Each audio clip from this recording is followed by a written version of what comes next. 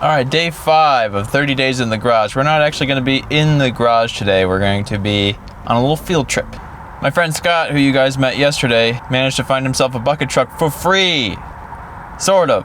The details are kind of... So today we're going to take a little field trip over to where the bucket truck is parked, and we're going to try and see if we can get it running. Apparently it's been sitting for several years. What's up, dude? Ready for business? Ready for business. My goal today is to turn it on. Are you trying to drive it somewhere today? I think that would be really optimistic. Are you trying to get in the bucket and raise it up today? No. What? Well, of course I want to. I feel like it's 2 phases. 1, turn the engine on. That's phase 1. 2, look at the hydraulics and see if it works. Because there's no point in fixing the bucket if we can't get the engine running. Because then we just have a bucket truck that we can only boom out in one place. But based on my research, these boys like these because they are like basically the last generation that International Harvester made. It was at this point that Scott started to explain to me all the specifics of this diesel motor, and I started to realize that I was kind of in way over my head because I know nothing about diesel motors, and most of the things he was saying were not really penetrating my brain. So anyway, we drove for a while. He said some stuff. Okay. So basically this is the last time they made this motor before they started putting computers on it, so it's got like 3 wires. I'm hoping. There she is.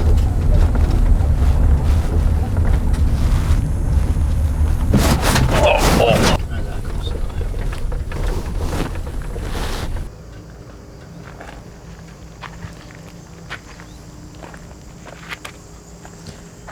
So how did you become the owner of this?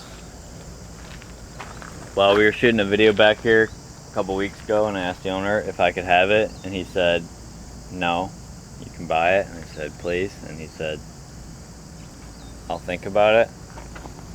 And then he said, all right, buddy, we'll figure it out. So I think that means that I get it for cheap. So you don't know if it's free or not? Well, he gave me a really low price of $2,500. That was his lowest price, and then he said, whatever. So we'll figure it out. Okay, so for some reason my mic died at this point, or it was disconnected or something, but basically we had to put 2 new batteries in it. We were just scoping out the battery spots for that, and we were also concerned that there would be a mouse nest in the intake, so we were going to take apart the intake and just double check in there and make sure that there were no little critters living in there. Oh, fuck. What? Oh. Okay. Pretty good, dude. Nothing in there.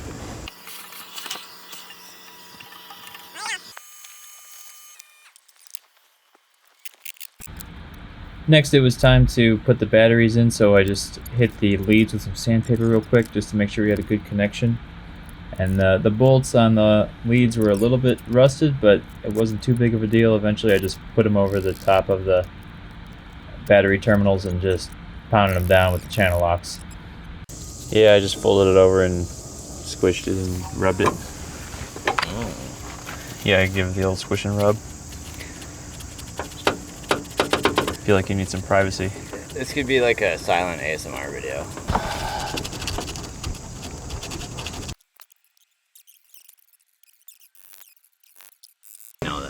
Yeah, it's got oil.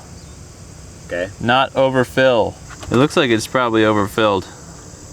Should we just do a quick oil change? Because I know how much oil it needs. We could drain it all out. Yeah, so it's at the, so it says add at the bottom, then you have these little cross hatches where it's supposed to be, and then it says full. And then after that it says do not overfill. And it was filled up all the way to do. Well, stick it in again, see if it's still there. Okay. I mean, I'm not a diesel mechanic, but... Dude, you're the best mechanic I know. Yeah. If that means anything to you. That just makes me feel bad for you. Yep, it's at do. Well, do is covered. It's on not. So I think we just gotta... So we just drain it? I mean, We should drain some. The exact, so it takes 10 quarts of oil, and that's exactly 2 of those jugs. So we could just, if we're gonna drain it, we might as well, I got a little tray to drain it too. We just drain the whole thing right now. Okay. We gotta find the oil hole. Yeah, let's do a cardboard. That's alright, dude. I'll just get my Hawaiian business shirt dirty.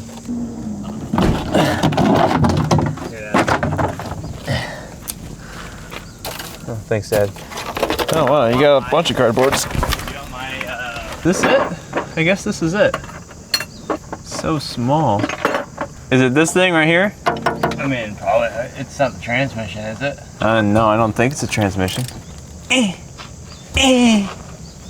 Well, that was easy enough. It's okay, I can get some oil in my Hawaiian business shirt. I wore this today because it's the only thing I could think of that I bought on Amazon that I could use in the video. So, link for my Hawaiian business shirt in the description. You can probably see better from the other side. Is it still coming out? Yep. Yeah, this oil looks like it hasn't been changed in forever. This is thick black oil.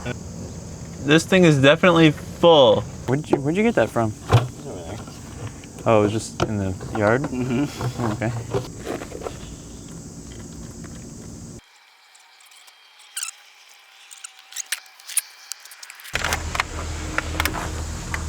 Okay.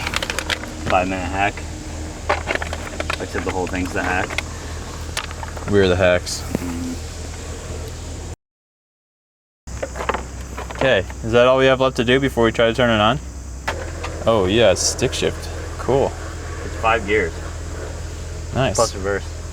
What do you think neutral is on this bed? Like, Yeah, it's in the middle somewhere. is that ticking?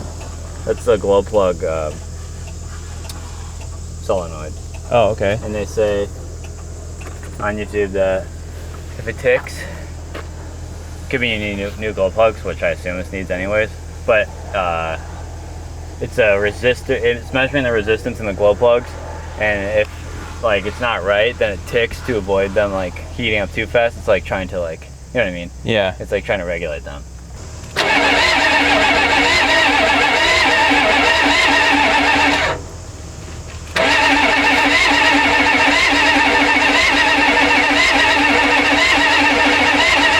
I think the glow plugs. So one thing people say is it can kind of smoke your glow plugs.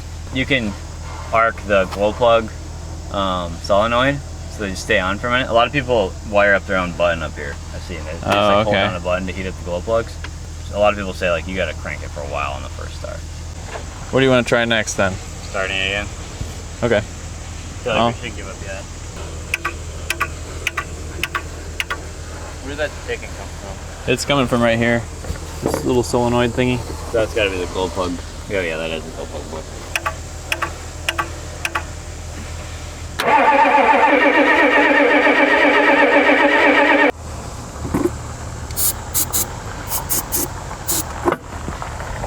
All right. Well, that'll do something.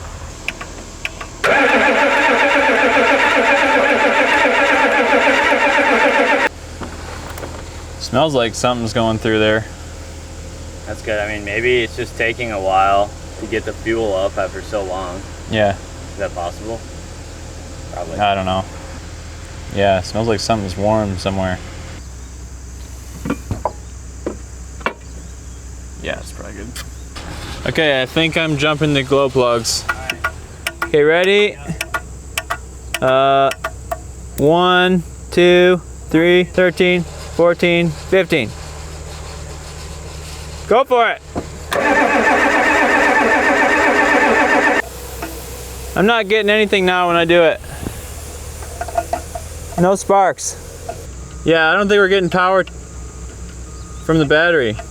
The glow plugs could just be passed away, but we could take a jumper cable this side, of the positive side of the battery, and just hold on the positive lead of the glow plug. Yeah, we could try that. Pretty good. Nothing's happening. Yeah.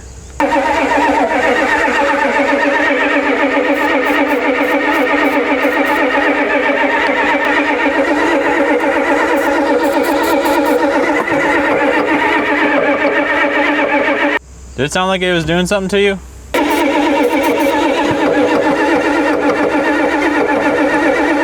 kind of wants to start the starter fluid, but I think it is pre-igniting. Like the starter fluid's lighting before it gets to top dead center, and it's kind of making that clunking noise. All right, well, we tried. So we did an oil change, and we put some batteries in, and we cleaned the mouse poop out of the hole. because we think that there's something wrong with the glow plug solenoid. So we have to make sure that we're gonna go home and do some research and see how to get the glow plugs working, because we don't think they're working. So once we figure that out, we'll be back. So stay tuned for bucket truck stuff. Subscribe. Okay, bye.